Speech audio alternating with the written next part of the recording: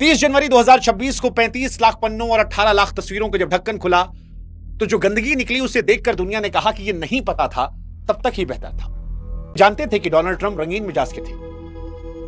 आरोप बड़े तीखे थे।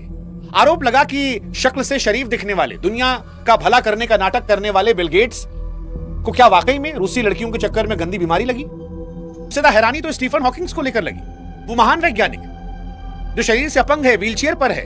लोगों ने कहा कि भाई ये टापू पर क्या कर रहा है, इसकी तस्वीरें क्यों। पर आरोप लगा कि जब कभी यूएस में कोई गंदगी का किस्सा आता है तो हर बार इनका नाम क्यों आता है। एलॉन मस्क से पूछा गया कि भाई साहब आप भी शरीफ बन रहे थे। सवाल बिल गेट्स को लेकर। बिल गेट्स क्या दुनिया का मसीहा खुद एक गंदगी में दफन था। एप्स्टीन फाइल का चैप्टर नंबर 2, डोनाल्ड ट्रंप क्या कुंवारी बच्चियों का गिफ्ट लेता था। एप्स्टीन फाइल में डोनाल्ड ट्रंप को लेकर सबसे ज्यादा तीखे बातें निकल कर आई हैं, क्योंकि उनके और एप्स्टीन के रिश्ते केवल सामाजिक नहीं बल्कि बहुत गहरे हैं। 2026 की फाइलों ने उस पर्दे को हटा दिया जिसे ट्रंप की टीम सालों से ढकने की कोशिश कर रही थी। एप्स्टीन फाइल ने मौजूद ईमेल्स के मुताबिक डोनाल्ड ट्रंप और एप्स्टीन के बीच का रिश्ता सिर्फ दोस्ती नहीं, एक गंदी गहरी साठगांठ थी। लोग कह रहे हैं कि ट्रंप रंगीन थे ही, पर वो बच्चियों के साथ ये जाएंगे सोचा नहीं था। कई वीडियोस आ रहे हैं जिसमें लोग दावा कर रहे हैं कि बच्चियों के फैशन कॉम्पिटिशन जाते थे वो। ये सब मॉनिटर करने लगे किसको टारगेट करें। आरोप ये भी लग रहा है कि ट्रंप की बीवी मेलानिया भी इसी गंदे नेटवर्क के जरिए उनसे मिली। एक मेल के वायरल होने की बात हो रही है कि एप्स्टीन के प्राइवेट जहाज में ही उनके बीच सब कुछ शुरू हुआ।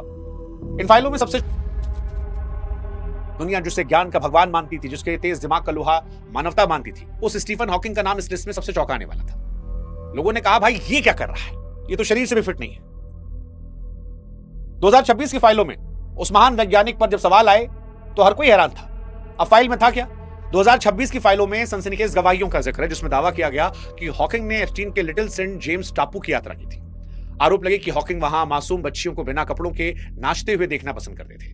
लोग तीखे चुपते सवाल पूछ रहे हैं कि हॉकिंग का असाधारण दिमाग अपनी शारीरिक लाचारी का बदला जो है क्या मासूमियत का सौदा करके ले रहा था। क्या ब्लैक होल की थ्योरी देने वाला इंसान खुद ऐसे मॉरल ब्लैक होल में डूबा था जहां कानून और शर्म का कोई अस्तित्व नहीं। लोगों ने खुलते एलॉन मस्क का, वो शख्स जो मंगल का सपना देखता है, क्या आप जानते हो जंगली पार्टियों का दीवाना था। दुनिया को मंगल ग्रह पर ले जाने का सपना दिखाने वाले, खुद को काम का पागल कहने वाले एलॉन मस्क का नाम भी इस गटर में आया है। मस्क जो अक्सर सोशल मीडिया पर नैतिकता की बातें करते हैं, उनके लीक हुए ईमेल्स कुछ और कहानी बयां कर रहे हैं। फाइलों ने उन्हें फ्यूचरिस्टिक किंग के नकाब के पीछे छिपी एक संदिग्ध सच्चाई को दुनिया के सामने रखा है। अब इस फाइल में क्या है। 30 जनवरी 2026 को जो फाइल आई उसमें 2012-13 के कुछ ईमेल हैं जिसमें एलॉन मस्क के दावों की धज्जियां उड़ गई हैं।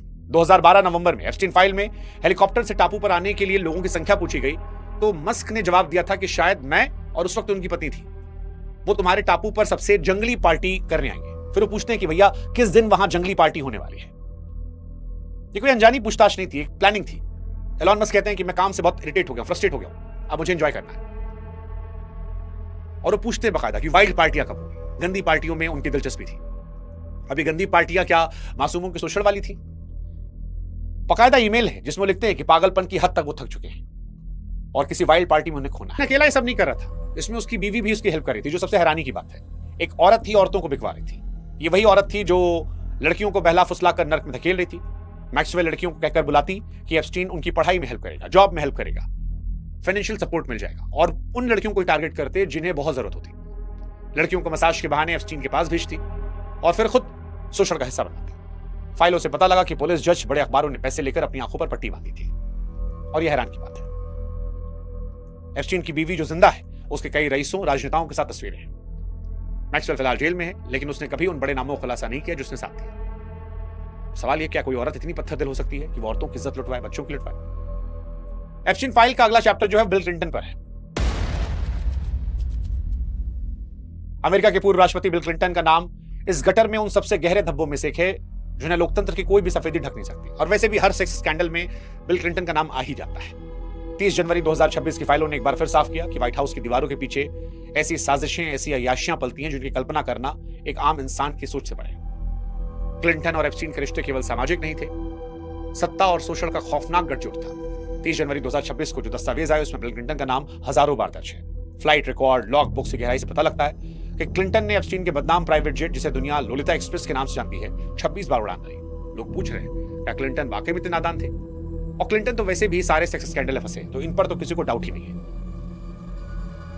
मतलब कई तो ये भी कह रहे हैं कि एप्स्टीन के पास क्लिंटन की कई ऐसी वीडियोस थी जिनका इस्तेमाल अमेरिकी राजनीति को कंट्रोल करने के लिए किया गया। इसलिए क्लिंटन के मामले में ज्यादा कुछ कहना ठीक नहीं है, क्योंकि उनके कर्म ही उनके कांड को बयां करते हैं। इसलिए 26 बार ट्रैवल करना सीधे सीधे इशारा कर रहा है। हालांकि क्या वो बच्चियों की तस्करी करवाते थे, पता नहीं, गले से नहीं उतर रहा मेरे कि दुनिया का सबसे ताकतवर व्यक्ति इतना अंधा हो गया कि इतने ऊपर बैठकर चैरिटी के नाम पर मासूमों का शोषण करवाया गया। और ये लोग अमेरिका वाले ह्यूमन राइट्स हमें सिखा रहे थे, सेक्स ट्रैफिकिंग में फंस गए। एप्स्टीन फाइल में प्रधानमंत्री नरेंद्र मोदी का नाम इंडिया के लिए शॉकिंग था।